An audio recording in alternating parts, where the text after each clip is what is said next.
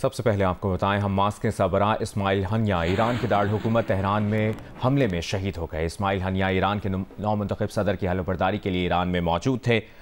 اسماعیل ہنیہ اور ان کے محافظ کو تہران میں ان کی رہائش گاہ پر حملے میں شہید کیا گیا۔ سرکاری طور پر اسماعیل ہنیہ کے قتل کے حالات و واقعات پر کوئی بیان جاری نہیں کیا گیا۔ اسرائیلی اخبار نے ایرانی ذرائع کے حوالے سے دعویٰ کیا ہے کہ اسماعیل ہنیہ کو ایران کے باہر سے داغے گئے میزائل سے نشانہ بنایا گیا۔ اسماعیل ہنیہ غزہ میں یرغمالیوں اور جنگ بندی کے معاہدے میں بات چیت کرنے والے اہم رہنما تھے۔ اسماعیل ہنیہ کو 2017 میں حماس کے اعلیٰ عہدے پر مقرر کیا گیا تھا۔ غزہ میں سفری پابندیوں سے بچنے کے لیے ترکی اور قطر منتقل ہو گئے تھے۔ حماس کے رہنما اسماعیل ہنیہ کی شہادت 7 اکتوبر کے بعد اسرائیل کی اب تک کی سب سے بڑی کارروائی ہے۔ فلسطینی صدر محمود عباس کی تہران میں حماس کے سربراہ اسماعیل ہنیہ کے قتل کی شدید مذمت کی ہے۔ تہران میں حماس کے سربراہ کے قتل کے بعد فلسطینی دھڑوں میں عام ہڑتال اور بڑے پیمانے پر مظاہروں کا اعلان بھی کر دیا گیا ہے۔ تو حماس کے سربراہ اسماعیل ہنیہ ایران کے دارالحکومت تہران میں حملے میں شہید ہو گئے ہیں۔ اسماعیل ہنیہ ایران کے نو منتخب صدر کی حلف برداری کے لیے ایران میں موجود تھے۔ اسماعیل ہنیہ اور ان کے محافظ کو تہران میں ان کی رہائش گاہ پر حملے میں شہید کیا گیا۔ حماس کے سربراہ کا قتل بزدلانہ عمل ہے جس کی سزا دی جائے گی، حماس کی جانب سے بیان جاری کیا گیا ہے۔ ترکی کی وزارت خارجہ کی حماس کے سربراہ اسماعیل ہنیہ کے قتل کی مذمت۔ حملے سے ظاہر ہوتا ہے کہ نتن یاہو کی حکومت کا امن کے حصول کا کوئی ارادہ نہیں ہے۔ اسماعیل ہنیہ کے قتل کا مقصد غزہ میں جنگ کو علاقائی سطح تک پھیلانا ہے۔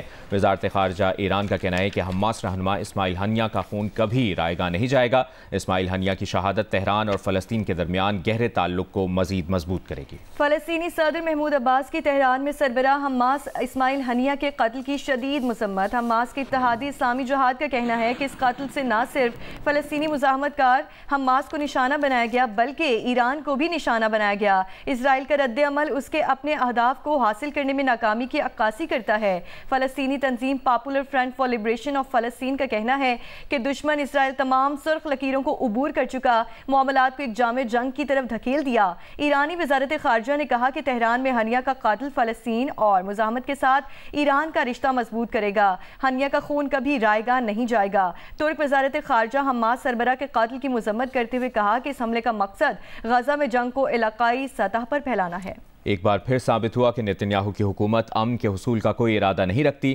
روس نے حماس رہنما کے قتل کو ناقابل قبول سیاسی قتل قرار دے دیا۔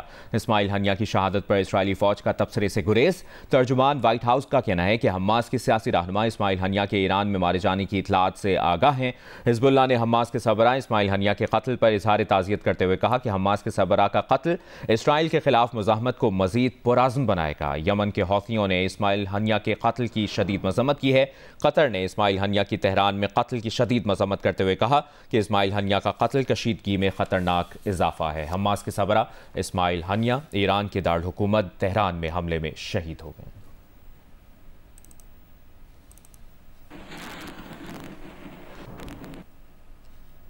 حماس کے سیاسی ونگ کے سربراہ اسماعیل ہنیہ کی زندگی پر ایک نظر ڈالتے ہیں اس رپورٹ میں۔ 62 سالہ اسماعیل ہنیہ حماس کے سیاسی رہنما کی حیثیت سے گروپ کے اعلیٰ سطحی مذاکرات اور سفارتکاری میں مرکزی حیثیت رکھتے تھے۔ وہ 1962 میں شاطی پناہ گزین کیمپ میں پیدا ہوئے۔ اقوام متحدہ کی امدادی ایجنسی اونروا کے زیر انتظام اسکولوں میں تعلیم حاصل کی۔ غزہ کی اسلامی یونیورسٹی میں عربی ادب میں تعلیم حاصل کی۔ 1980 اور 1990 کی دہائی میں اسرائیلی جیلوں میں کئی سزائیں کاٹیں۔ غزہ میں بطور حماس رہنما آگے بڑھنے میں ان کے سرپرست حماس کے بانی شیخ یاسین نے مدد کی۔ دونوں 2003 میں اسرائیلی قاتلانہ حملے کا نشانہ بھی بنے۔ اسماعیل ہنیہ کو 2006 میں غزہ میں حماس کا رہنما نامزد کیا گیا۔ انہوں نے مختصر عرصے کے لیے فلسطینی اتحاد کی حکومت کے وزیر اعظم کے طور پر بھی خدمات انجام دیں۔ 2017 میں اسماعیل ہنیہ کو حماس کا سینئر لیڈر نامزد کیا گیا۔ ہنیہ نے حالیہ برسوں میں قطر اور ترکی سے حماس کی قیادت کی۔ وہ غزہ جنگ بندی کے لیے اسرائیل اور حماس کے درمیان جاری مذاکرات میں شامل رہے۔ اسماعیل ہنیہ کے خاندان کے کئی افراد غزہ میں شہید ہو چکے ہیں۔ اپریل میں اسرائیل کی بمباری میں اسماعیل ہنیہ کے 3 بیٹے 4 پوتے بھی جان سے گئے۔ اسماعیل ہنیہ اکثر بیانات میں کہا کرتے تھے کہ ان کے لوگ ہتھیار نہیں ڈالیں گے اور اپنے حقوق کا دفاع کرتے رہیں گے۔ ہم اسرائیل کو تسلیم نہیں کریں گے، نہیں کریں گے، نہیں کریں گے۔ ایرانی میڈیا کا کہنا ہے کہ اسماعیل ہنیہ کو تہران میں ان کی رہائش گاہ پر فضائی حملہ کر کے نشانہ بنایا گیا، جبکہ اسرائیلی اخبارات ہیرٹس اور ٹائمز آف اسرائیل نے دعویٰ کیا ہے کہ اسماعیل ہنیہ کو گائیڈڈ میزائل کے ذریعے قتل کیا گیا۔ رپورٹس کے مطابق میزائل ایران سے باہر کسی ملک سے فائر کیا گیا۔ ایرانی میڈیا کا کہنا ہے کہ اسماعیل ہنیہ کو تہران میں ان کی رہائش گاہ پر فضائی حملہ کر کے نشانہ بنایا گیا، جبکہ اسرائیلی اخبارات نے دعویٰ کیا ہے کہ اسماعیل ہنیہ کو گائیڈڈ میزائل کے ذریعے قتل کیا گیا۔ تہران میں اسماعیل ہنیہ کی شہادت کے بعد ایران کی سپریم نیشنل سیکیورٹی کونسل کے ارکان اور پاسداران انقلاب گارڈز کا اہم اجلاس ہوا ہے۔ اجلاس میں اسماعیل ہنیہ کے قتل پر ایرانی رد عمل پر تبادلہ خیال بھی کیا گیا۔ تہران میں اسماعیل ہنیہ کی شہادت کے بعد ایران کی سپریم نیشنل سیکیورٹی کونسل کے اراکین اور پاسداران انقلاب گارڈز کا اہم اجلاس ہوا ہے۔ اجلاس میں اسماعیل ہنیہ کے قتل پر ایرانی رد عمل پر تبادلہ خیال کیا گیا۔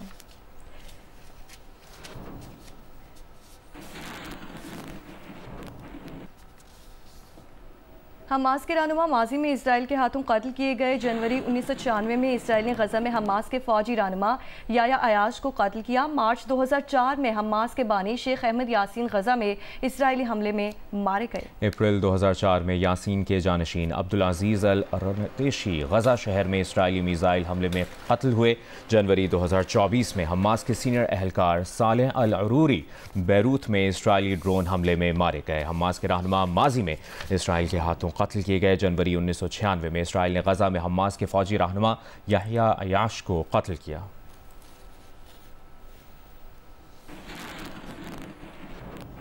سربراہ حماس اسماعیل ہنیہ کی شہادت پر مولانا فضل الرحمان نے گہرے دکھ اور افسوس کا اظہار کیا ہے۔ مولانا فضل الرحمان کا کہنا ہے کہ JUI اسماعیل ہنیہ کے خاندان اور فلسطینیوں کے غم میں برابر کی شریک ہے۔ اسماعیل ہنیہ کی شہادت سے فلسطین کی آزادی کی تحریک ختم نہیں ہوں گی۔ مولانا فضل الرحمان نے کہا کہ اسماعیل ہنیہ سے جب ملاقات ہوئی وہ شہادت کے جذبے سے سرشار تھے۔ اسماعیل ہنیہ اور ان کے خاندان کی قربانیاں رائے گاہ نہیں جائیں گی۔ مولانا فضل الرحمان نے کہا کہ اس شہادت پر آج قومی اسمبلی، سینٹ، KP اور بلوچستان اسمبلی قرارداد پیش کریں گے۔ مولانا فضل الرحمان نے اسماعیل ہنیہ کی بلندی درجات کے لیے ملک بھر میں قرآن خوانی کی اپیل کی اور اسرائیلی جارحیت کے خلاف مولانا فضل الرحمان کی جمعے کو ملک بھر میں احتجاج کی کال بھی دے دی۔ مولانا فضل الرحمان نے کہا اسرائیلی جارحیت اور اسماعیل ہنیہ کی شہادت پر بھرپور مظاہرے کیے جائیں گے۔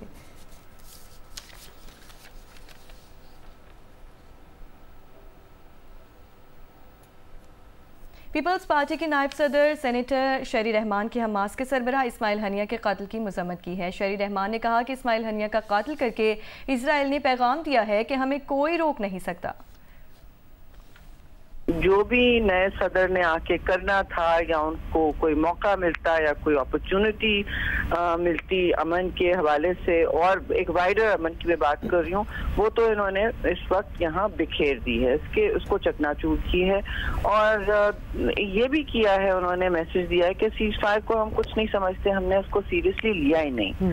یہ بھی ایک بات ہے جی کہ سیز فائر اور جو مذاکراتی عمل تھا جس کی طرف سیزا کی طرف جانے کی بات تھی نا، ہم نے اس مذاکراتی عمل کو یا تو انہوں نے وقت ضائع کیا یا جو بھی کیا، ان کا جارحانہ عسکری عمل ویسے بھی جاری تھا غزہ میں بھی۔ مسلم لیگ نون کے سینیٹر عرفان صدیقی نے کہا ہے کہ حماس کے رہنما اسماعیل ہنیہ کا قتل نہایت افسوسناک کارروائی ہے۔ عرفان صدیقی GNU سے گفتگو کر رہے تھے۔ یہ جو قتل کیا گیا ہے اسماعیل ہنیہ کا، یہ اور پھر ایران کے اندر آ کے یہ تو امن کی کوششیں ہو رہی تھیں، جنگ بندی کی کوششیں ہو رہی تھیں، میرا خیال ہے اس کو شدید دھچکا لگا ہے، اور ان کوششوں کو اگر دھچکا لگے گا تو اسرائیل کا جو مدعا ہے اور جو مقصد ہے کہ جی شاید وہ اس طرح سے اس مزاحمت کی تحریک کو جو اپنے حقوق کی تحریک ہے، اپنی سرزمین کے حوالے سے ہے، اپنے حقوق کے حوالے سے ہے، اپنی زندگیوں کے حوالے سے ہے، اس تحریک کو جو بالکل مبنی بر حق ہے اور اصولوں پہ مبنی ہے، اس کو وہ دھچکا نہیں پہنچا سکے گا۔ جتنی وہ اس طرح کی کارروائیاں کرتا ہے، اس تحریک کے اندر جان پڑتی ہے، فلسطین کا تازہ ہوتا ہے۔ امیر جماعت اسلامی پاکستان حافظ نعیم الرحمان نے کہا ہے کہ اسماعیل ہنیہ ایک شخص نہیں، ایک تحریک تھے۔ ان کی شہادت سے فلسطینیوں کی مزاحمت ختم نہیں ہوگی۔ اسماعیل ہنیہ ایک شخص کا نام نہیں تھا، وہ ایک تحریک تھی، اور ان کے پورے خاندان کی قربانیاں سب کے سامنے ہیں۔ اس بزدلانہ حرکت سے اسرائیل نے جو دہشت گردی کی ہے، اس کے نتیجے میں وہ اگر یہ سمجھتا ہے کہ حماس کی اس تحریک کو وہ روک سکتے ہیں، تو وہ اس کی خام خیالی ہے. اسرائیل کو امریکہ کی سرپرستی حاصل ہے اور اسی طرح سے مسلم ممالک کی خاموشی اصل میں اسرائیل کی اصل طاقت ہے. اگر یہ مسلم حکمران، عرب حکمران اٹھ کر کھڑے ہو جائیں، یہ 40 ملکوں کی اسلامی فوج اس کو سب دیکھتے ہی رہتے ہیں، تلاشی کرتے رہتے ہیں کہ وہ کہاں ہیں.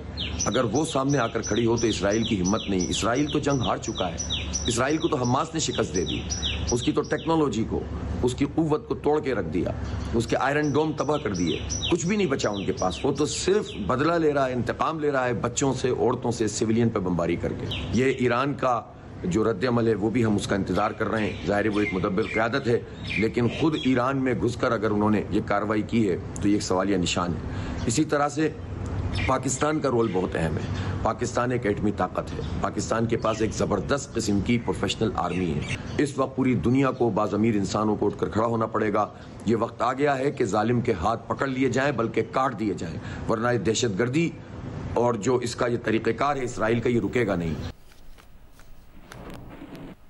حماس کے سربراہ اسماعیل ہنیہ کی شہادت پر ایم کیو ایم پاکستان کی قیادت نے شدید غم و غصے کا اظہار کیا ہے. ایم کیو ایم کی قیادت کا کہنا ہے کہ اسماعیل ہنیہ کی شہادت سے ثابت ہو گیا کہ اسرائیل ایک عالمی دہشت گرد بن چکا ہے. اسرائیل کی دشمنی صرف فلسطین کے ساتھ نہیں بلکہ وہ پوری دنیا کے مسلمانوں کی نسل کشی چاہتا ہے. ایم کیو ایم پاکستان دکھ کی اس گھڑی میں فلسطینیوں کے شانہ بشانہ کھڑی ہے.